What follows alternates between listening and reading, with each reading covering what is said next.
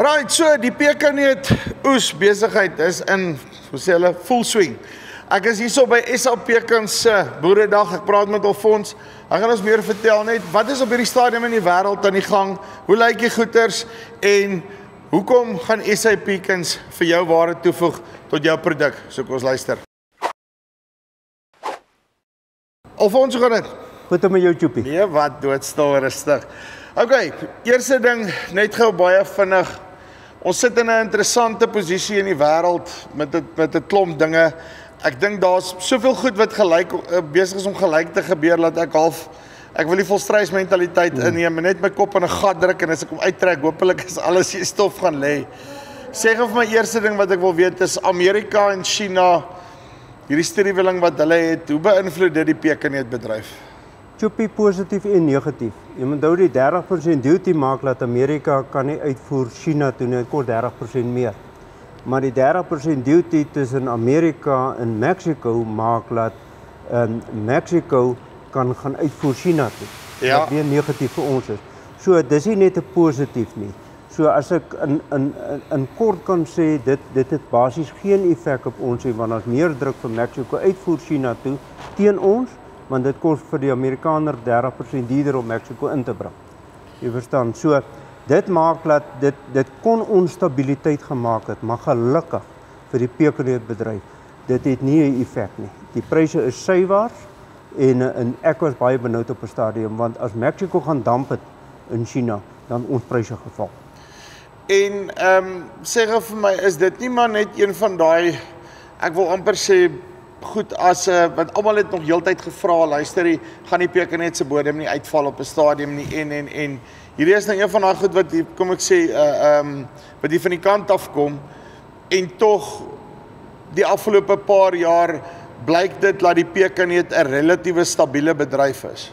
Hey Choppie, SA Pekans is 20 jaar in die pekanneutbedryf. Ons het 2005 begin. Ek is baie bevoorreg om te sê ons is een van die baie min aanlegte wat so lank in die bedryf is. En my hoop was dat die pekanneutprys stabiel raak. En my opinie, die pekanneutmark is besig om mature te raak.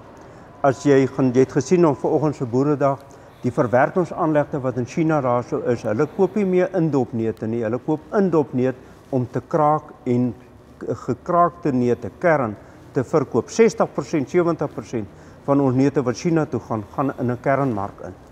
En daai beleggings wat hulle doen in toerusting is by verre baie meer as al die aanlegte in Suid-Afrika se beleggings. Met ander woorde, hulle kan nie meer rondvoeter met pryse en sulke goed om in 'n mark te wees en uit 'n mark nie.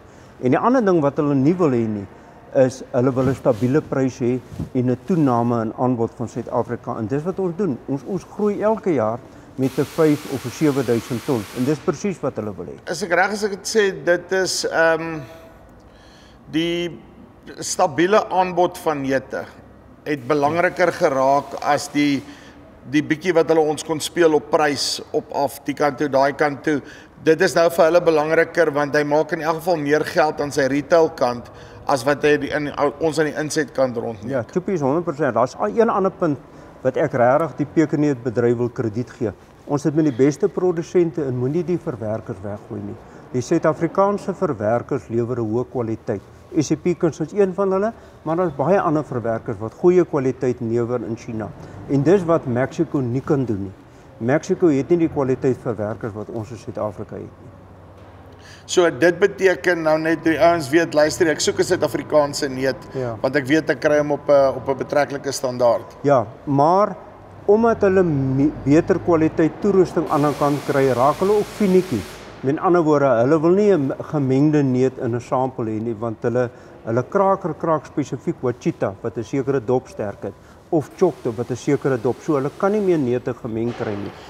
Nou daai's nou volgende vraag wat ek actually toevallig na toe wil gaan is ek meen ook vat nou ons pekanneutboerdery. Ons het nou by die punt gekom waar ons begin ook na die goedersklas en te kere gaan en jy het nou al die bome begin merk en alles so by die tyd uitgevind wat se boom is wat se boom.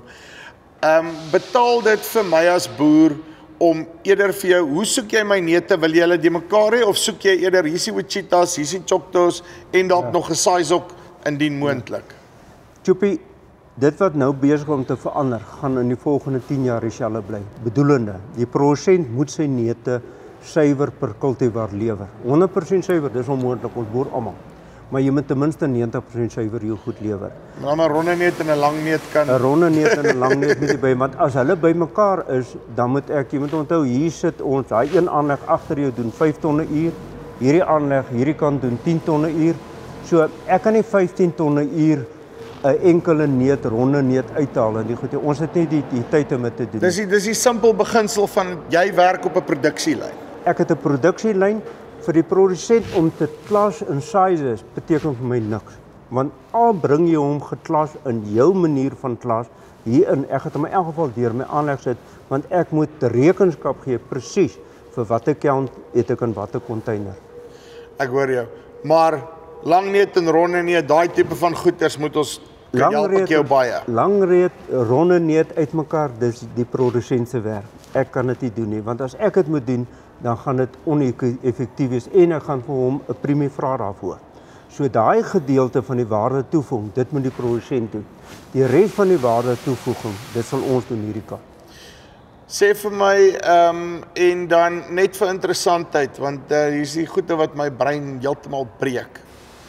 Dan soek hulle 'n Choctaw, dan gaan hulle kry ons 'n premie op 'n Choctaw, dan besluit hulle nou nee, nou is hulle weer hierdie jaar lus vir Ouachitas, dan weet ek eet hulle weer meer Ouachitas of wat doen hulle nie? Hoekom, waarom, wat? Ek dit maak my dom. Jy vra 'n baie goeie vraag. Jy sal onthou, kom ons vat so 10 jaar terug, toe Choctaw 'n premie gehad. Ja. Jy verstaan. En toe wat vir my sin maak, want is 'n lekker ronde groot neut, dit mos nou baie neut in. Op 'n baie stadium het hulle die neut gekraak en as flavor en shell verkoop. Dit het vir Choctaw gepas. Soos hulle na die kernmark toe gaan. Jy verstaan, kry hulle meer kern uit 'n Ouachita uit, want Ouachita se kern is 59. Choctaw se kern is 55, 56. Jy kry hom hier en daar 57, maar gemiddeld so 56. En dit is hoekom Choctaw 'n laer prys het as 'n Ouachita vir dieselfde oversize ingoed. En die ander ene is jou persentasie halwes wat hulle kry met hulle kraaktoerusting. En hulle kraaktoerusting is beter as die Suid-Afrikaanse kraakbedryf verseker. Jaco het ook daar genoem ons die toespraak sê, hulle haal 95% halwes uit, maar hulle kry die 95% halwes uit die Ouachita. Hulle kry dit nie die Choctaw uit. Die Choctaw se halwes is minder. En dis hoekom. So gaan hulle elke jaar verander nee. Ek dink waar ons nou is, en dis, ek gebruik nou Engelse woord, ek dink die pekanneutmark is besig om mature te raak. En dis 'n helse voordeel vir die Suid-Afrikaanse pekanneutbedryf en vir die China pekanneutbedryf. Almal weet waar hulle staan, almal weet wat is die kwaliteit wat hulle kry van Suid-Afrika af. Ons van China af weet daar is 'n stabiele prys. Stabiel beteken ek nou nie 0% verandering. Hy is nou soos hierdie jaar 5% af versus laas jaar. My opinie, ek dink volgende jaar gaan die dollarprys hoër wees as hierdie jaar. Maar ek meen wat dit ten minste vir ons goed is dat die feit dat die bedryf aan ons kant het relatief gestandaardiseer op Ouachita as die meerderheid van die neut. Ons het dan iewers te dieselfde blinde hoender moet nou en dan raak pik, nê. Nee. Daar het ons raak gepik. Daar het ons ten minste raak gepik, at least. En ek meen dit beteken net dat vir die toekoms dink ek sit ons in 'n gesonde bedryf. En ons moet hom nou net letterlik oppas. Choppie, ek dink hierdie wil ek vir die volgende sê vir die finansiële instansies, vir die banke daar buitekant wat pekanneutprodusente finansier, wat plase moet finansier, wat aanplantings finansier. Die pekanneutbedryf gaan 100% nie die mark volg wat die ander boomneutmarke gevolg. Met ander woorde, waar pryse gehalveer het nie. Dis 'n stabiele mark. Dis 'n mark waarop jy kan prys vorentoe. Hoekom sê ek dit? Dit is baie eenvoudig. Ons het nie kompetisielande nie. Amerika se aanplantings is sywaarts die afgelope 3 jaar. Mexico se aanplantings is sywaarts afwaarts as gevolg van hulle droogte. Daar's 'n bietjie aanplantings in Argentinië, daar's 'n bietjie aanplantings in Brasil en daar's so 8000 hektaar aanplantings in China. So, Suid-Afrika sit in die pounsies. As ek 'n produsent is, dan plant ek meer hektare pekanneute. Dis 'n ding wat 'n goeie wins bring. Dis 'n ding waar die mark klaar matured is. Ons nie 'n beginnerbedryf nie, ons is al 'n redelike groot mark. Ons doen hierdie jaar 45000 ton of 40000 ton. Waar Amerika doen 150.000. So ons doen al 1/3 van Amerika. Maar as een ding wat my bekommerd maak, ons plant nie genoeg nuwe hektare om in die groei wat die verbruik het te voldoen vir die volgende 10, 20 jaar nie. Ons moet meer pekanneut plant in Suid-Afrika. Daar's 'n geleentheid wat ons het. Dis een gewas wat ons weet hy het 'n stabiele prys. Right. Jy self 'n pekanneutboer en ek dink ons albei kan sê dat ons albei weet hoe om nie 'n pekanneutboom te plant nie. Ja. Al die goed al getraai langs die pad. Vir ouens wat die video kyk wat nou 'n bietjie navorsing doen oor pekanneute en al daai tipe van goed. Wat is die 2 of 3 belangrikste goed waarna jy moet kyk wanneer jy nuwe pekanneute vestig? Maak seker dat die kwekery wat jy het goeie kwaliteit boom het. Punt nommer 1. Jy moet hom kan vertrou as jy Wachitas vir jou gee, dat dit 'n Wachita boom is. As ons nou terugkyk, Choppie, soos jy reg gesê het, ons kom nou al 'n paar jaar na pekanneute. As ek gaan kyk na my Wachita rybome, dan sien ek maar o, jene, hier's 'n pony of 'n choctaw tussenin. So daai ding is 'n no-go. So dis die eerste ding wat jy moet doen. Die tweede een wat jy moet doen, moenie jou swakker grond gebruik vir pekanneute. Gebruik jou premiegrond, want daar's niks in besproeiing wat die wind vir jou inbring wat pekanneute inbring per hektaar nie. Wat ons nodig het van die finansiële instansies, asseblief gee vir ons 'n 10 jaar tydperk lening om pekanneutboere te vestig. Laat jy nie 'n pekanneut nuwe hektare moet vestig met kapitaal van ander bedrywe nie. Daar's genoeg bewyse wat ons vir julle kan gee. Dis 'n stabiele bedryf. Ek stem 100% saam. En dan die laaste ding net rondom besproeiing, want baie ons het vra rondom drip, mikros, vol oppervlak. Choppie, ek wil nie daaroor uitlaat nie. Jy verstaan, jy kry produsente wat baie goed doen met mikros. Ek het drip in my boord. Ek dink as ek kan oordoen, sal ek na mikros toe gegaan het. Een hoofrede, en dit is die oesproses. Met mikros kan jy gewasse tussenin vestig, soos 'n dekgewas wat die hele oesproses so goed beter maak, jou grondgesondheid beter maak. Met drip is dit moeilik. Drip gebruik weer minder water as mikros. So ek gaan nie sê jy moet dit doen of dat doen nie. Elke boer weet hoe boer hy en wat is sy behoefte in sy boerdery. Maar wat jy besproeiing moet insit en nie moet vloed van die begin af nie, dink ek is 'n dis 'n gegewe.